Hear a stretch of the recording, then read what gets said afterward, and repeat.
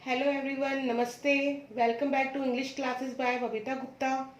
पिछले वीडियोस में मैंने आपके साथ ईडीएम पार्ट 1 शेयर किया था, जिसमें मैंने 1 to 6 ईडीएम्स आपके साथ शेयर किए थे और उसका मीनिंग बताया था कि ईडीएम्स का मीनिंग क्या होता है। और जो ईडीएम्स मैंने शेयर किए थे वो मैंने आपको उसका मीनिंग बताया था। और ये सब बहुत इंपॉर्टेंट है किसी भी कम्पिटिटिव एग्जाम के लिए, आपके डेली यूज़ के लिए, आपकी डेली लाइफ में आप डेली रूटीन में इसको यूज़ कर सकते हैं। और जो इंग्लिश स्पीकिंग करते हैं लोग, सीखते हैं, इंग्लिश क्लासेस लेते हैं, उनके लिए भी बहुत यूज़फुल है कि जो इन सेंटेंस को यूज़ करके आप अपनी इंग्लिश को कितना इफेक्टिव बना सकते हैं, वो आप इन इन वर्ड से, इन ईडियम से आप सीखते हैं। ईडियम एंड फ्रेजेस जैसे हम मुहावरे, लोकोक्तियाँ भी बोलते हैं हिंदी में। तो देखिए, हम इसमें आज नेक्स्ट 7 to 12 शेयर करेंगे, ईडियम्स पार्ट 2 शेयर करेंगे। और उससे पहले मैं कहूँगी कि आप वीडियो को लाइक सब्सक्राइब ज़रूर करें, शेयर करें और मेरे चैनल को सब्सक्राइब करना ना भूलें।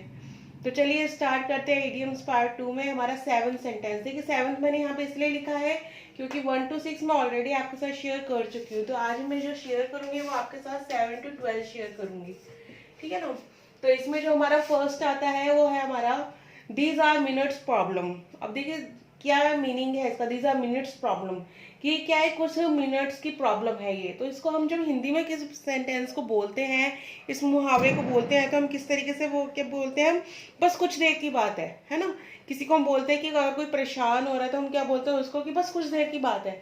तो ये जो सेंटेंस है ना, ये एज इट इज यूज होता है। ये मतलब जरूरी नहीं है कि इसके आगे पीछे हम कोई प्रॉपर सेंटेंस बनाए, ये सेंटेंस क्या एज इट इज यूज होता है। तो क्या है इसका जो मीनिंग आएगा, बस कुछ देर की बात है। तो ये क्या है, एज इट इज यूज होता है ये सेंटेंस ना। जैसे आप किसी को भी बोल रहे हो, अगर कोई परेशान हो रहा है या कोई किसी चीज का वेट कर रहा है, तो these are minutes problem. Okay, तो चलिए नेक्स्ट सेंटेंस हम पढ़ते हैं, to kick somebody in the teeth. अब इसका क्या मतलब होता है कि किसी के दांतों में हमें क्या करें, किक करना है। To kick somebody in the teeth.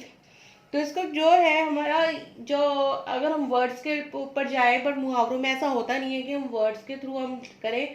क्या है, ये वर्ड्स कुछ और होते हैं, मीनिंग कुछ और होता है। तो इसका क्या मीनिंग है, इसका मीनिंग है बहुत नुकसान करना या परेशान करना।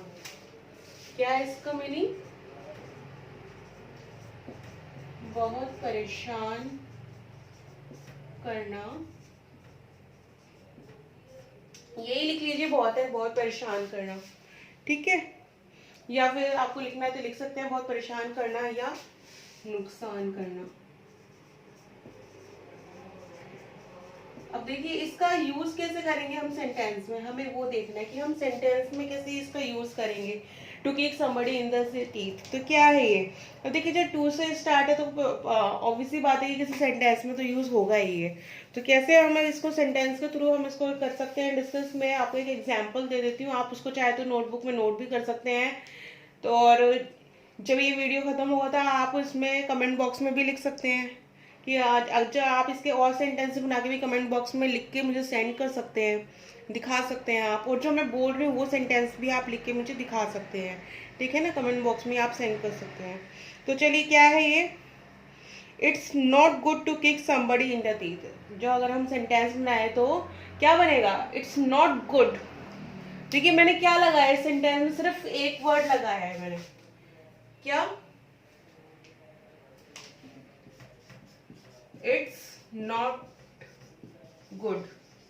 बाकी क्या एज इट इज सेंटेंस आ जाएगा, टू किक से लेके, ठीक है, so on.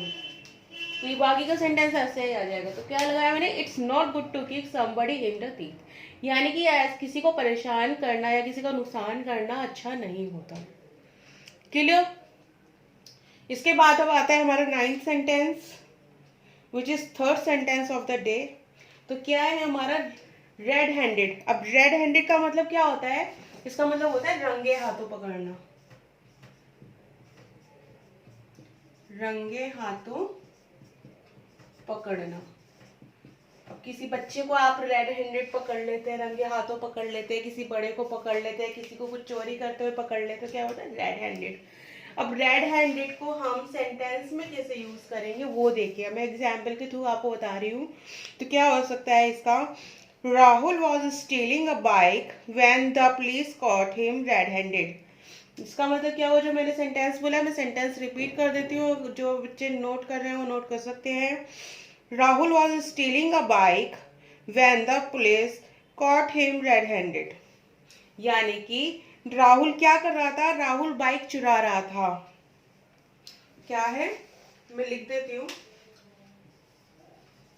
Rahul was stealing a bike, यानी कि राहुल क्या कर रहा था? बाइक चुरा रहा था। तो क्या है?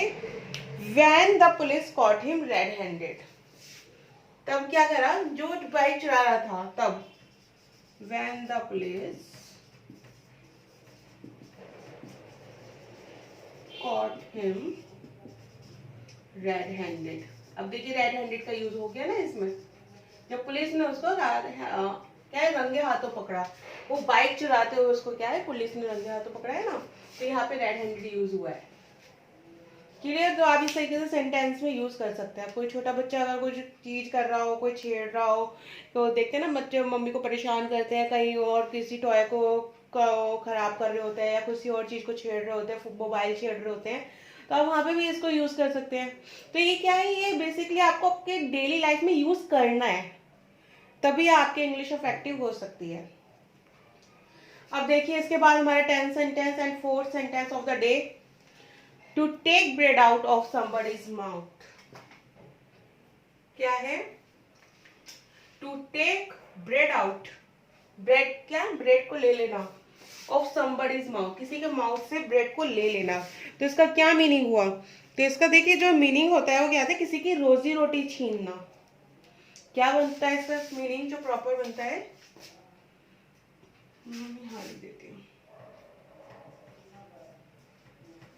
किसी की रोजी रोटी छीनना। ठीक है। अब इसको सेंटेंस में जैसे हम कर सकते हैं। अब देखिए जैसे मैंने यहाँ पे टू किक में सेंटेंस में यूज करा, इट्स नॉट गुड। अब किसी की रोजी रोटी छीनना भी तो अच्छी बात नहीं है ना, तो हम यहाँ पे भी क्या लगा सकते हैं? It's not good. इसमें भी ज्यादा हम कुछ नहीं, मैं एकदम बिल्कुल सिंपल वे में, ताकि आप इसको यूज कर सके डेली लाइफ में, तो इसीलिए मैं आपको ये बता रही हूँ। तो आप इसको क्या कर सकते हैं? It's not good good to take, इसके आगे पूरा sentence as it is, it's not good to take bread out of somebody's mouth. Clear? कि किसी की रोजी रोटी छीनना अच्छी बात नहीं है। I hope it is clear to all. तो चलिए नेक्स्ट पे चलते हैं हम। नेक्स्ट क्या हमारा? Speak of the devil. अब देखिए स्पीक ऑफ द डेविल का क्या मतलब होता है? जब हम किसी की बात कर रहे होते हैं और वो अचानक से आ जाए तो हम क्या बोलते हैं? हम शैतान का नाम लो, शैतान हाजिर, है ना, ऐसे ही बोलते हैं ना। तो वही इसका मीनिंग है। क्या है इसका मीनिंग? शैतान का नाम लो और शैतान हाजिर, है ना, ऐसे ही बोलते हैं ना हम। शैतान का नाम लिया, शैतान आ गया। शैतान का नाम लो, शैतान हाजिर। This is speak of the devil. अब इसको सेंटेंस में कैसे यूज करेंगे हम? जैसे कि कोई आ गया अचानक से, है ना, कोई मेरा फ्रेंड आ गया, तो कैसे बोलूंगी मैं? Hi Ramesh, speak of the devil, I was just telling Sara about your new car. या फिर इतना लंबा नहीं बोल के आप छोटा सा भी लिख सकते हैं। कैसे? Hi Ramesh, speak of the devil, I was just talking about you. है ना, कि मैं सिर्फ अभी तुम्हारे बारे में ही बात कर रही थी। आपको बहुत ज्यादा लंबा, क्योंकि अब ज्यादा लंबा सेंटेंस करेंगे तो आप क्या होगा, कंफ्यूज हो जाएंगे उसमें। तो चलिए, तो मैं इसको एक बार लिख दूं, ये इजी रहेगा सबके लिए। क्या? Hi Ramesh, speak of the devil,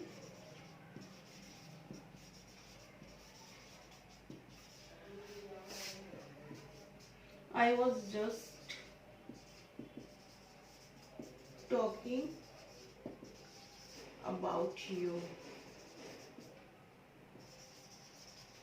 clear? Hi Ramesh, speak of the devil, I was just talking about you. मैं बस अभी तुम्हारे बारे में ही बात कर रही थी। क्लियर?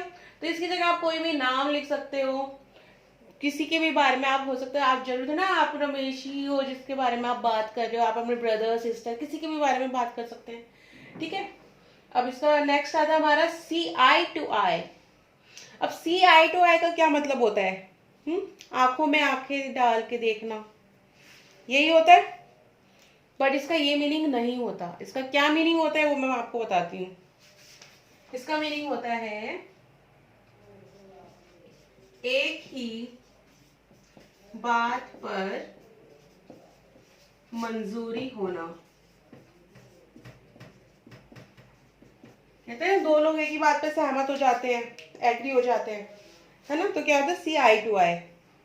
अब इसका सेंटेंस में हम किस तरीके से लिखेंगे, ध्यान से सुनिएगा, और अगर आप नोट कर रहे तो नोट करिएगा।